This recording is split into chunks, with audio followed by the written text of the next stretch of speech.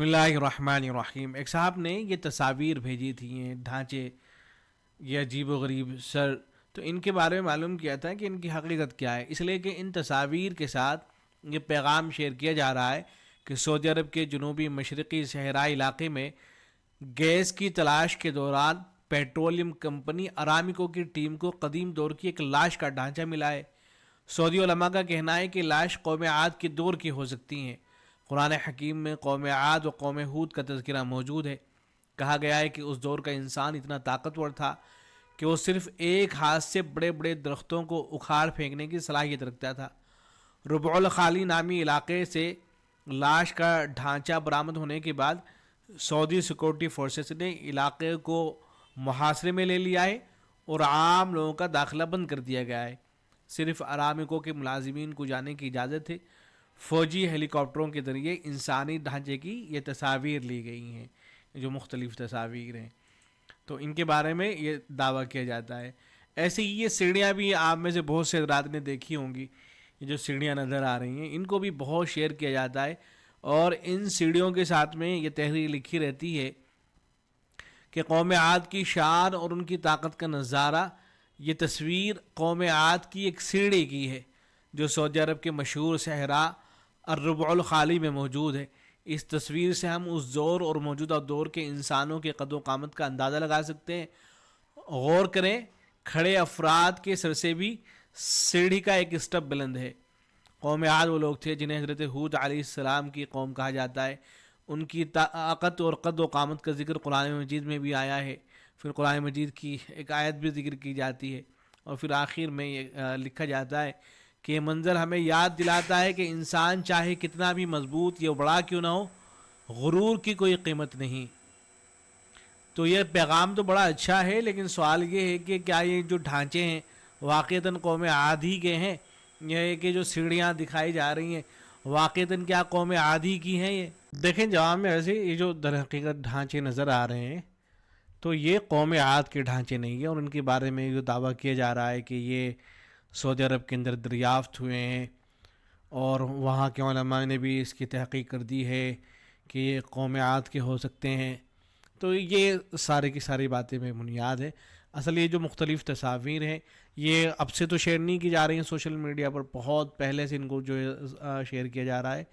تو یہ ان میں سے بعض تصاویر تو وہ ہیں جو فوٹو شاپڈ ہیں، فوٹو شاپ کے ذریعے جو ہے ان کو بنایا گیا ہے، اور بعض تصاویر وہ ہیں کہ جو کسی فلم کے اندر فلم کے لیے سیٹ لگایا گیا ہے اس کی جو ہے تصویریں لی گئی ہیں.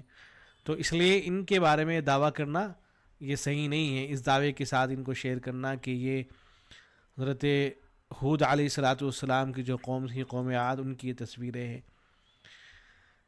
ایسے ہی یہ جو سیڑھیاں ہیں، ان سیڑھیوں کے بارے میں جو دعویٰ کیا جا رہا ہے کہ حضرت ہود علیہ السلام کی جو قوم تھی وہ یہ سیڑھیاں استعمال کیا کرتی تھی، تو یہ دعویٰ بھی صحیح نہیں ہے.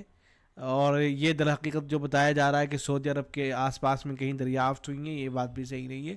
اصل یہ جو اس طرح کی یہ سیڑھیاں ہیں یہ پائی جاتی ہیں ساؤتھ امریکہ کے اندر. آپ گوگل پر جا کر سرچ کیجئے گا تو وہاں یہ پائی جاتی ہیں، اور بہت سی تصاویر، بہت سی ویڈیوز آپ کو جو ہے ان سیڑھیوں سے متعلق مل جائیں گی. در حقیقت یہ کھیتی کرنے کا ایک طریقہ ہوا کرتا تھا. یہاں کے لوگ، ساؤتھ امریکہ کے جو لوگ ہیں، وہ کھیتی کیا کرتے تھے، اور یہ جو سیڑھیاں نظر آ رہی ہیں در حقیقت یہ کھیت ہیں. چونکہ پانی کی سینچائی کے لیے اس سے آسانی ہوتی تھی تو یہ کام کیا کرتے تھے. تو یہ جو اس طرح کے دعوے کے ساتھ میں ان چیزوں کو شیئر کیا جاتا ہے، یہ دعوے بالکل صحیح نہیں ہوتے ہیں. بعض مرتبہ آدمی یہ خیال کر کے کہ بھئی بات صحیح ہوگی، چونکہ قرآن مجید کی آیت کا بھی حوالہ دیا جا رہا ہوتا ہے، اور چونکہ ذہنوں کے اندر یہ بات بھی ہے پہلے سے کہ بھئی ان کا قد، حضرت ہود علیہ السلام کی جو قوم تھی بہت طویل قد ان کا ہوا کرتا تھا، لمبے لمبے ہوا کرتے تھے. تو چونکہ اب ڈھانچے بھی دریافت ہو گئے ہیں تو شاید یہ لوگ وہی ہوں گے، تو آدمی شیئر کر دیتا ہے. لیکن بعض مرتبہ بہت اس کا نقصان ہوتا ہے، بہت سی غلط فہمیاں پیدا ہوتی ہیں، غیر مسلم مذاق بناتے ہیں، بلکہ خود مسلمان جو ایک کنفیوژن کا شکار ہو جاتے ہیں بعض مرتبہ. چاہے کنفیوژن کا شکار بھی نہ ہو رہے ہوں تب بھی چونکہ معلومات صحیح نہیں ہے تو ان کو بالکل بھی شیئر نہیں کرنا چاہیے. آج کل ہمارے یہاں آپ نے دیکھا ہوگا کہ یہ اے آئی سے جو ویڈیوز بنائی جا رہی ہیں وہ بڑی پاپولر ہو رہی ہیں، لوگ بہت زیادہ ان کو دیکھ رہے ہیں، اور اس لیے کہ اس میں باقاعدہ اسٹوریز وغیرہ جو ہے وہ اسی طرح سے بنا کے دکھائی جا رہی ہیں، گویا کہ اسی طرح سے واقعہ پیش آیا ہے۔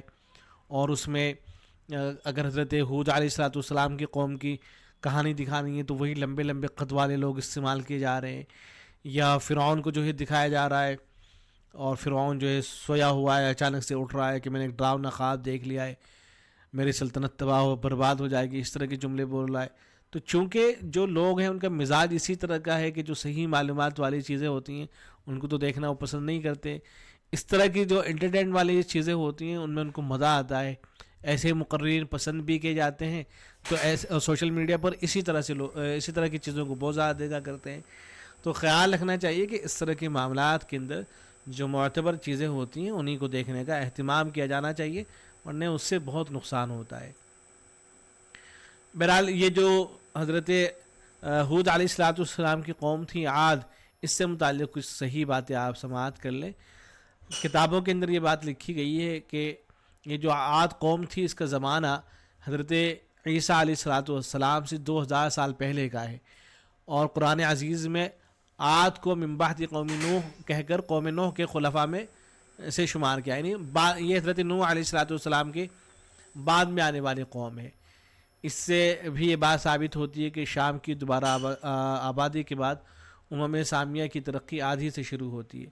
ابھی عاد کہاں رہتے تھے یہ لوگ، کس جگہ رہا کرتے تھے؟ تو عاد کا مرکزی مقام ارض احقاف ہے، یہ حضر موت کے شمال میں اس طرح واقع ہے کہ اس کے شرق میں عمان ہے اور شمال میں ربع الخالی ہے۔ چونکہ یہ تو پتہ ہے نا کہ ان کا مسکن کہاں ہے، یہ لوگ کہاں رہا کرتے تھے، تو اس لیے دعویٰ کر دیا گیا ہے کہ یہ ڈھانچے وہیں دریافت ہوئے ہیں۔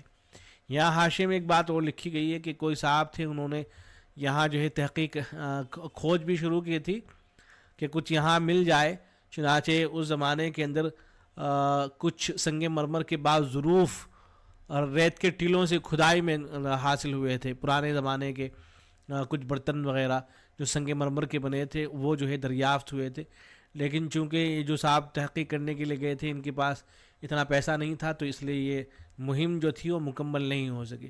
بہرحال تو یہ لوگ یہاں رہا کرتے تھے۔ لکھا گیا ہے کہ مگر آج یہاں ریت کے ٹیلوں کے سوا کچھ بھی نہیں ہے، اور بعض مورخین کہتے ہیں کہ ان کی آبادی عرب کے سب سے بہترین حصے حضر موت اور یمن میں خلیج فارس کے سوائل سے حدود عراق تک وسیع تھی، اور یمن ان کا دارالحکومت تھا۔ ایک بات تو یہ، دوسری بات یہ کہ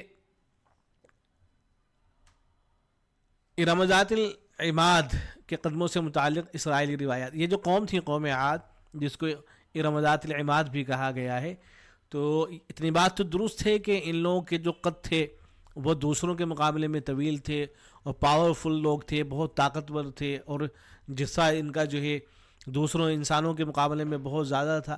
لیکن یہ جو عجیب و غریب دعوے کیے گئے ہیں ان کی اہل میں تردید کر رکھی ہے۔ چنانچہ لکھا گیا ہے کہ ابن جریر نے اپنی کتابوں میں اس کی لمبائی 12 ہاتھ لکھی ہے کہ ان کے جو قدم تھے وہ 12 ہاتھ لمبے ہوا کرتے تھے، تو اہل نے ان باتوں کی تردید کر رکھی ہے۔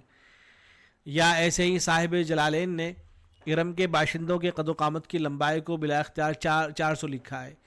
حضرت لکھتے ہیں مولانا نظام الدین اسیر ادروی رحمۃ اللہ علیہ کہ یا للعجب، یہ اسی طرح کی افسانہ ترازی ہے جیسے عمالقہ کے قد و قامت کے ذکر میں کی گئی ہے۔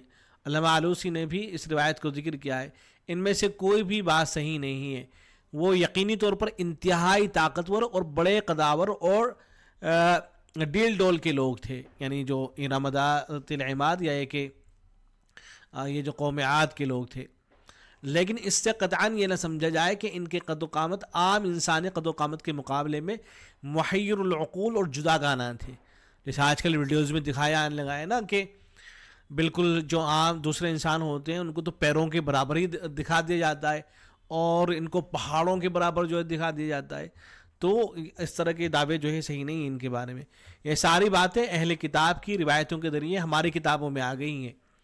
اسی طرح وہ روایت بھی صحیح نہیں ہے جس میں معدی کرب رضی اللہ عنہ نے حضور صلی اللہ علیہ وسلم سے فرمایا کہ یہ ارم ذات العماد والے اتنے عظیم القوت تھے کہ ان میں سے ایک آدمی آتا تھا اور پہاڑ کی بڑی سے بڑی چٹان کو کندھوں پر اٹھا کر جس قبیلوں کو تباہ کرنا چاہتا تھا اس پر پھینک دیا کرتا تھا، اور پورا قبیلہ اس میں پس کر رہ جاتا تھا. یہ بھی ویڈیوز وغیرہ کے اندر دکھایا جانے لگا ہے کہ ان میں کا کوئی آدمی اس کو آتے ہوئے دکھایا جاتا ہے، وہ آتا ہے اور پورا پہاڑ جو ہے وہ اپنے کندھے پر اٹھا لیتا ہے اور لے جا کر جو ہے پھر اس کو گھیر دیتا، پھینک دیتا ہے.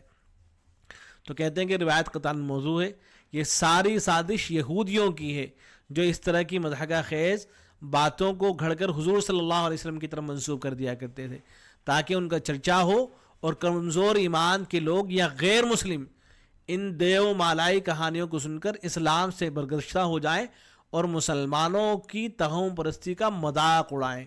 لعن اللہ الیہود والنصارى. تو دیکھیں یہ یہودی اس طرح کے کام کیا کرتے تھے تاکہ جو کمزور ایمان والے مسلمان، ہوتا بھی یہی ہے اس وقت آپ دیکھ لیں، جو کمزور ایمان والے جو اپنے آپ کو بہت زیادہ پڑھا لکھا سمجھتے ہیں، وہ اس طرح کی جب ان کے سامنے باتیں آتی ہیں کہ بھئی پرانے زمانے کے اندر لوگ جو قد ہوا کرتے تھے ان کے زیادہ ہوا کرتے تھے، تو منع کر دیتے ہیں بالکل کہ نہیں یہ تو ہو ہی نہیں سکتا ہے. یا ایسے ہی جو اور حضرات ہوتے ہیں جو غیر مسلم ہوتے ہیں وہ اس طرح کی چیزوں کا مذاق بناتے ہیں. تو جو صحیح باتیں ان کو تو تسلیم کرنا چاہیے، لیکن جو صحیح باتیں نہیں ہیں، من گھڑت باتیں، ان کو ہرگز بیان نہیں کرنا چاہیے. تو بہرحال یہ جو ڈھانچوں والی بات ہے، سیڑھیوں والی بات ہے، یہ صحیح نہیں ہے. ان کا حضرت ہود علیہ الصلوۃ والسلام کی جو قوم ہے، قوم عاد، اس سے کوئی لینا دینا نہیں ہے. السلام علیکم ورحمۃ اللہ.